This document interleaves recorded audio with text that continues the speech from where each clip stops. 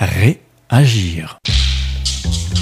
Le magazine Rété d'information Réagir Production vous propose aujourd'hui d'entendre le témoignage d'un gérant installé dans l'espace commercial et artisanal de Saint-Martin-de-Ré depuis plus de 7 ans. Cyclope propose à sa clientèle un concept original alliant bar, restauration, concert et bien entendu la vente de produits liés au vapotage. Nous avons interrogé Ludovic Poulain sur son activité nocturne estivale de concert et plus largement sur sa vision du tourisme rété. Ludovic Poulain. On voit avec les années, l'évolution des années que la clientèle a énormément changé. C'est une clientèle qui a généralement beaucoup plus de moyens. Cette clientèle-là, soit se fait livrer directement chez elle, soit ont leur propre caviste, etc., etc. On a beaucoup perdu de clientèle familiale dans l'île de Ré et c'est ce qui inquiète d'ailleurs beaucoup de commerces ici, parce que c'est quand même une clientèle qui dépensait de l'argent, mine de rien. C'est des gens qui vont dans les boutiques, c'est des gens qui vont dans les restaurants, c'est des gens qui vont des bars, qui vont dans des bars. Oui, l'île de Ré a beaucoup changé. Je pense qu'à l'avenir, on s'en mordra les doigts parce qu'il n'y aura plus aucune activité dans l'île de Ré. On en voit d'ailleurs aujourd'hui les conséquences avec les boîtes de nuit. Les jeunes à 2h du matin, ils sont dehors dans la rue. On est une station balnéaire. Moi, je serais assez friand d'emmener les maires faire un petit tour à Saint-Tropez, faire une saison et ils se rendront vraiment compte de ce que c'est qu'une station balnéaire. Aujourd'hui, il ne faut pas oublier que l'île de Ré, c'est une station balnéaire. Empêcher les personnes à 22h le soir de faire des concerts, c'est pas bien pour le business, c'est pas bien pour l'île de Ré non plus, ce n'est bon pour personne. Aujourd'hui on a de moins en moins de jeunes qui viennent dans l'île de Ré, on trouve de moins en moins de personnes pour travailler, que ce soit dans les bars, dans les restaurants, dans tous les domaines, on n'a pas de logement pour les loger non plus d'ailleurs par la même occasion. Donc oui, on a un énorme souci dans l'île de Ré. Je pense que politiquement parlant, il faudrait qu'à un moment ils se réveillent et qu'ils changent d'optique. On ne parle pas de faire d'une île de Ré une boîte de nuit à ciel ouvert, c'est pas le terme, mais il faut laisser les gens travailler et il faut que les gens comprennent que quand ils viennent dans l'île de Ré en vacances, oui, à minuit, le soir, il est susceptible d'y avoir de la musique parce qu'il y a un concert. C'est le rôle d'une station balnéaire, c'est comme ça que ça doit fonctionner. Bon, maintenant, nous, on essaie de faire en sorte que ça bouge de plus en plus, mais on rame un peu parce que derrière, on se fait quand même un peu taper sur la tête. Réagir. Agir. En fin de compte, plus personne ne supporte plus rien. On en a eu la triste vue dans l'île de Léron l'année dernière. Le coq chante, le voisin se plaint. Non mais on en est rendu là. Je pense aujourd'hui honnêtement que les maires de nos communes doivent porter leur écharpe de maire avec tout le respect qu'on peut avoir pour un maire, mais ils doivent taper du poing sur la table. Il y a un moment, il faut faire comprendre aux gens qu'une station balnéaire reste une station balnéaire.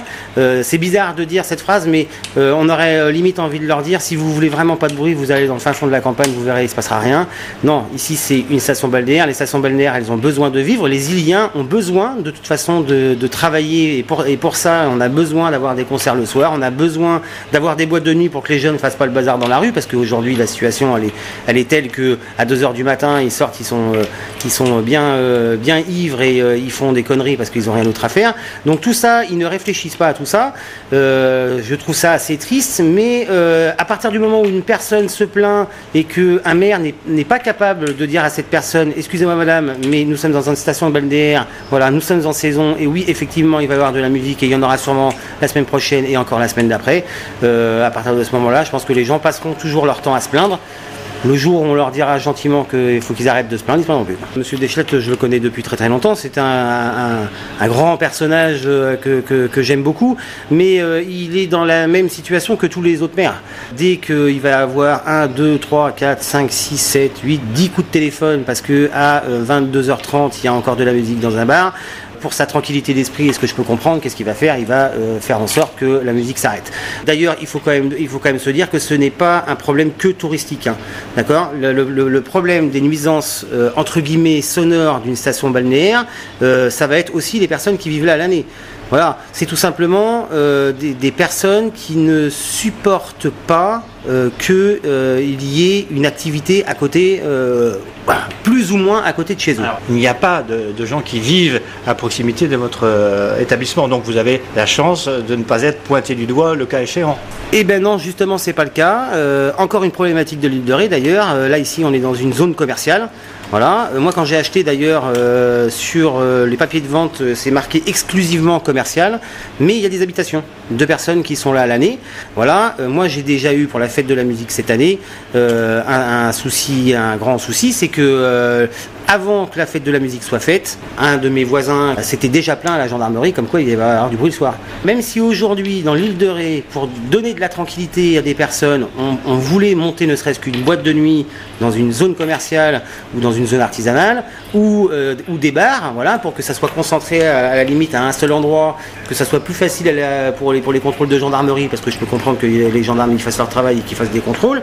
On ne peut même pas le faire parce que nous avons des habitations qui sont là. C'est vrai que si vous allez à Beaulieu, par exemple, vous n'avez pas d'habitation de particuliers, c'est que des commerces. Et donc là, vous pouvez éventuellement monter une boîte de nuit. Et puis vous avez déjà des bars existants qui doivent faire quelques concerts. Exactement, vous avez des bars essentiellement à concert, voilà. Donc du coup, ça respecte tout le monde.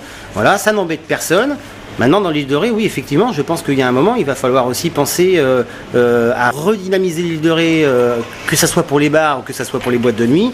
Et pour faire ça en toute tranquillité, en laissant les gens qui viennent en vacances ou les gens qui habitent dans l'île de Ré sans nuisance sonore, il faudrait le faire à l'extérieur des ports, que ce soit à Saint-Martin, enfin voilà. Mais pour ça, il faudrait qu'il n'y ait plus d'habitation. Et il faudrait peut-être aussi que certaines lois changent. Et il faudrait aussi que certaines lois changent. Ouais. Je pense que de toute façon, on est sur un temps d'adaptation pour tout. Hein. On a bien vu avec le Covid. Hein. Avec le Covid, les gens sont obligés de s'adapter à une ligne de conduite, même si c'est pas très plaisant. Les lois, elles peuvent changer. Les lois, elles peuvent changer pour énormément de choses de toute façon. Hein. Voilà. Maintenant, c'est aussi, je pense, à nous, commerçants, aux maires, aux préfets et aux gens de l'île de Ré, parce que les gens de l'île de Ré, mine de rien, on n'y fait pas trop attention, mais ils se plaignent quand même de cette situation. Je pense qu'il faudrait faire un petit référendum justement pour la population rétaise pour savoir ce qu'ils en pensent sur ce sujet, quel avis ils ont. Oui, je pense aussi qu'il faudrait inclure ce référendum avec tous les jeunes rétés qui ont été obligés de quitter l'île de Ré parce qu'ils n'ont pas trouvé de logement parce que c'est trop cher, parce que dans l'île de Ré, on ne vit plus comme on vivait avant. On pourrait même poser la question au tourisme. Parce que y a certaines personnes qui viennent là depuis des années qui se rendent compte que l'île de Ré elle est en train de décliner. Hein. Voilà, hein, c'est comme ça. Hein. Puis aussi poser la question aux saisonniers qui ne veulent plus venir dans l'île de Ré pour la simple bonne raison, c'est qu'un saisonnier il est là pour travailler, mais il est aussi là pour profiter de sa saison. Donc c'est-à-dire c'est faire de la fête avec des amis, c'est faire des rencontres. Ces saisonniers-là aujourd'hui ils vont où? Ils vont dans le sud, hein, dans le sud de la France. Pourquoi? Parce que déjà ils sont mieux payés. Bon, bah, ça déjà c'est un fait. Et en plus de ça ils sont logés. Mais ça n'empêche que le saisonnier à la fin de sa soirée, il cherche l'endroit où il veut aller s'amuser avec ses copains. Alors si vous êtes gérant d'un bar, d'un restaurant ou d'une discothèque et que vous souhaitez vous exprimer sur ce sujet, n'hésitez pas à nous contacter via la page Facebook de Radio Île de Ré. Ce reportage a été réalisé par Stéphane Nadous. Réagir. Réagir.